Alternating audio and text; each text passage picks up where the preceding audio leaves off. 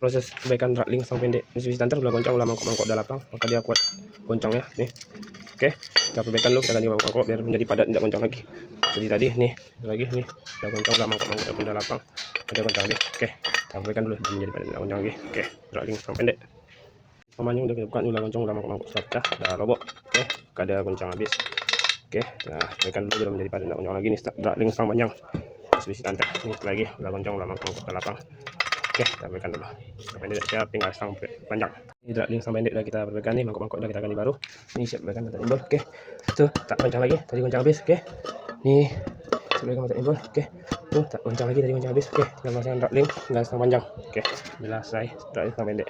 Nah, ini link sang panjang sesuai antar siap perbaikan. Nih tuh tak goncang lagi, tadi goncang habis.